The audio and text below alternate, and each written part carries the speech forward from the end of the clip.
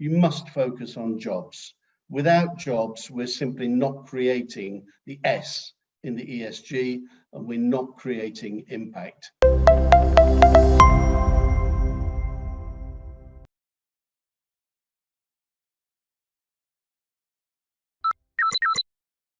Hello, I'm Christine Dawson. I'm ESG Clarity ESG Research Editor, and today I'm talking to Nick Parsons, Head of ESG Research and Strategy at Thomas Lloyd.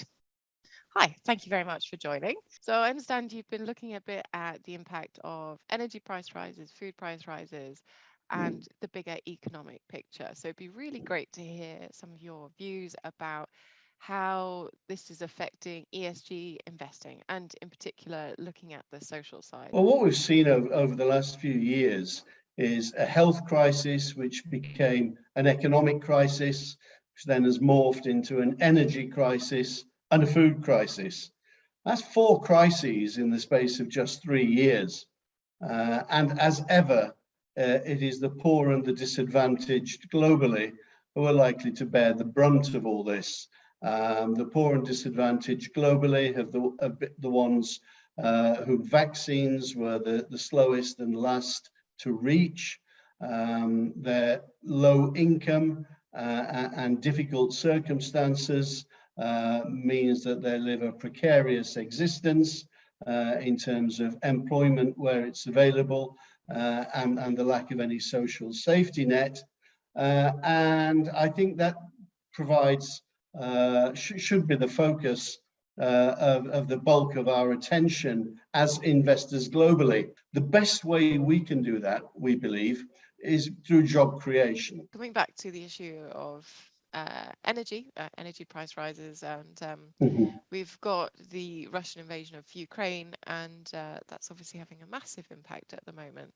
And there are calls to divest much further than we have done from Russia, like to go as far even as stopping using Russian oil and gas, well, particularly oil in Europe. I just wonder, what do you think about how asset management should be approaching this, and how far maybe they should be trying to take it, or how far it could be taken in terms of divestment? I think the turmoil that we've seen in energy markets and the concerns that this has raised in Western Europe, bringing it very closely to home, show very clearly how correct these Asian countries have been in trying to shift their operations and in trying to shift electricity production.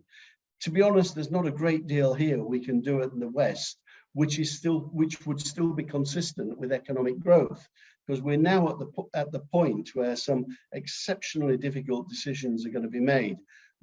Because if we're to turn off the taps, or indeed have the taps turned off for us, as Russia begins to control its exports, if we're going to turn off the taps on gas and on diesel and on crude oil production, then I'm afraid that means that we've all got to accept a lower standard of living, and we're going to have to face the very real prospect of a recession towards the end of this year. Asia is somewhat ahead of the game here because it has been reducing its dependence on imported fossil fuels. And I think that really does show the way forward. I'm afraid the outlook is pretty bleak. Not only have we become dependent on imported energy, but we're also very dependent in agriculture on imported fertilizer.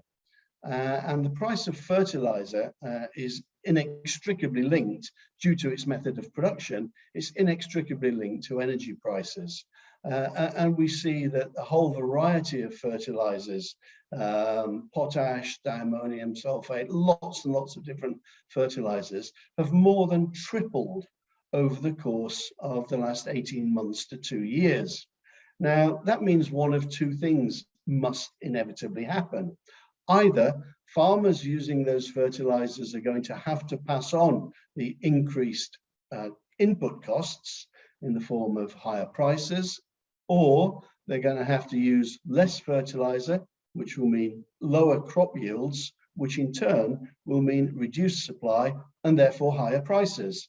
So whichever way we look at this, the price of food is going to go up.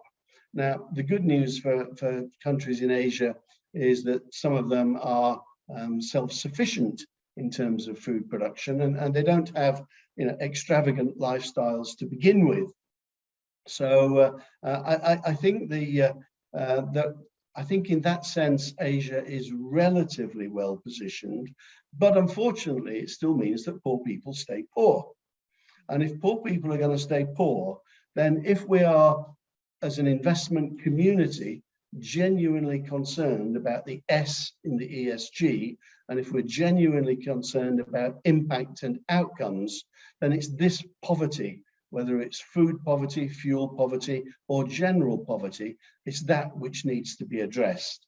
And we're not going to do that by investing in Western Europe or in North America. And with the best will in the world, we're not going to solve food poverty by recycling our trash or driving small electric vehicles in some of the wealthiest countries on the planet.